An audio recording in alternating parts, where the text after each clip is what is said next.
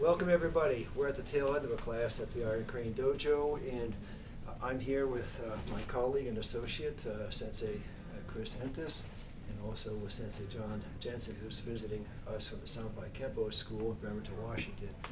And they've agreed to help execute some of the things we shared over the years by way of sharing with the general audience. This is a follow-up to our previous video where we're talking about control techniques being added to the reactions to an incoming right-hand punch. In other words, they're defending against, Sensei Chris will be defending against a right-hand punch coming from Sensei John, and then working from that spot using a sequence of moves that takes Sensei John down to the ground and to a control position. Now, we've already done the first 3 out of 9 that we were hoping to film, so we're going to pick up with number 4. If you want to see the first 3, you'll have to find the other video, which shouldn't be too hard to do. Okay, gentlemen, let's first demonstrate the number 4 block. I'm going to have Sensei John punch to Sensei Chris at a moderate pace. Number 4 is 2 incoming punches, and he has to manage both punches as part of the reaction to this. So he attacks. Okay, one more time. Attack. Okay. And what's notable about this, step back if you will, as he punches, Sensei Chris he punches at me. He's managing to punches with his left hand only. Okay, whereas in number 3 you were blocking with both hands. Okay, now using that as a starting point, I'm going to have to ask Sensei Chris to execute the full technique number 4 at slow to moderate speed since we're filming, and then we'll dissect it in a bit more detail.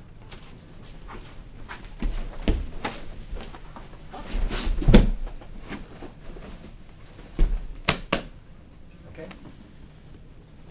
Step up if you will.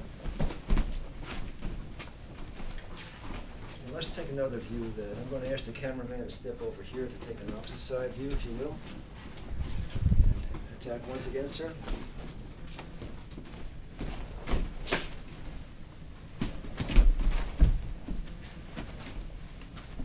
Good. Now, mate.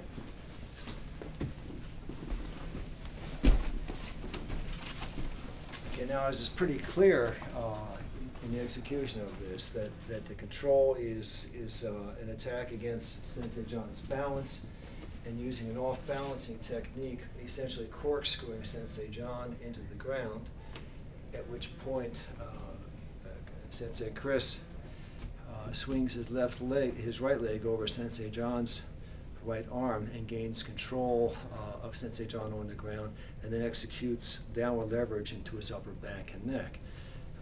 This is a very delicate technique, of course, and should only be practiced under the guidance of a certified black belt because of the possibility that accidents and serious injuries can happen, so you don't want to take any chances. You can go through motions conceptually, and even when we demonstrate, of course, which is what we're doing here, we're not putting the full pressure on or anything near the full pressure. Okay, if you'll go ahead and execute this in slow step-by-step motion, I'll discuss as we're doing it. Block 1, block 2. Now here's the attack on balance. See, he's got Sensei John turned around and precariously balanced, and what he does is he completes that couplet of power and screws Sensei John into the ground. You can actually see the body screwing downward. And he continues it. Drops him full into his back. As he does so, Sensei Chris drops to his left knee and swings the right leg over and captures Sensei John. And you can sort of see how the upper torso of Sensei John is stuck in place. The beauty of this is that it can be used as one of several time holds. You know, he has excellent control of Sensei John at this point, and he's not at risk of being seriously injured unless he attempts to continue the attack and go further at Sensei Chris. But here he's controlled until assistance can arrive. Okay, gentlemen, I think that's good for number 4. Let's take a look at number 5. Okay, number 5, if we'll demonstrate the block. Sensei John will throw a punch, Sensei Chris will block. And I'll ask the cameraman to take another view over here, if you will, so we can see the angle of this. Let's go back and do the punch over again. Just look at the block. This is called a wipe block, and you can see why it's called a wipe block. One more time. We'll just do the block, no follow-up, just the block, a wipe. Now, a good wipe block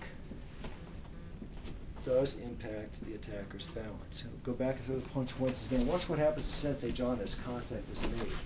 See how his body is lifted from the ground, and hardly any energy is being used in the block. That's the effectiveness of a wipe block. Now, that's the setup for the whole sequence. Let's do the sequence in slow motion, and then we'll explain it.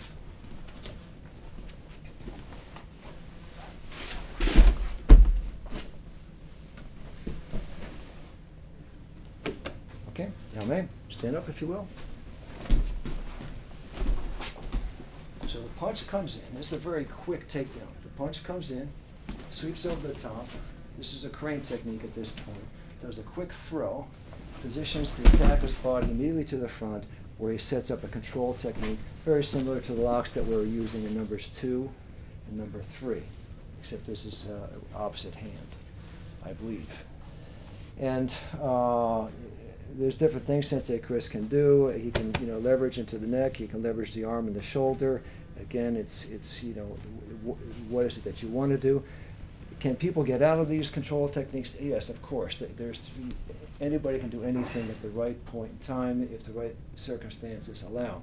But what we want you to do is just have a sense of the geometry that's involved, and then view this against some of the things that you're doing in your own personal martial art, and see if there's any value in pursuing these different avenues. Gentlemen, if you come up, and we'll do number 6. Now, number 6, we'll demonstrate just the block, is referred to as the bird landing block, and it's one of the control techniques. It's a very soft block. He throws the punch, and the bird lands. Now, I'm going to ask you to go to the far side and shoot back toward me, if you will. One more time. And you see why it's called the bird landing. The bird lands and actually glides down the arm. A lot of people will try a block like this, excuse me. They'll try just capturing your wrist at the end, and they'll miss the arm. The deal with the bird landing is the bird slides to the spot and then gains the control point that it needs. That's why we call it the bird landing. The bird descends and comes to a resting spot. Okay? If you'll execute the whole technique to the flow.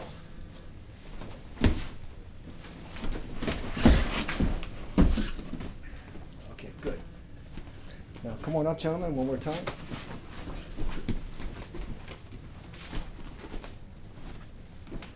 The trick here is a very complicated figure-8 motion that you can barely see. As Sensei Chris is controlling Sensei John, he's incorporating a curlicue in space that looks like this. And if you watch him, you'll actually see this curlicue. And that curlicue is one of the great secrets of the martial arts. If you can put curlicues and figure-8s into your motion, your power gets amped considerably. So this time, take a close look at Sensei Chris as he executes the technique and employs that figure-8 in space. He just creates the geometry. And watch what the geometry does to Sensei John.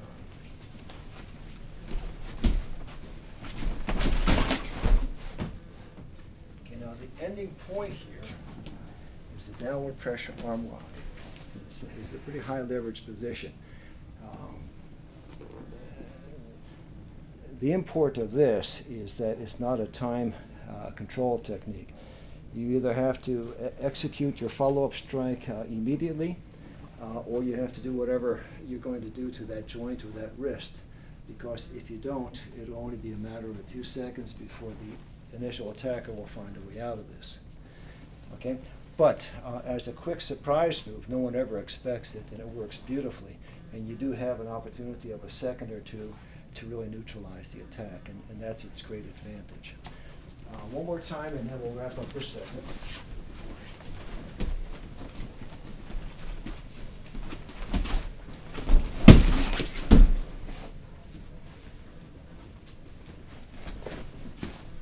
Okay, here's an example of a follow-up. Gentlemen, thank you.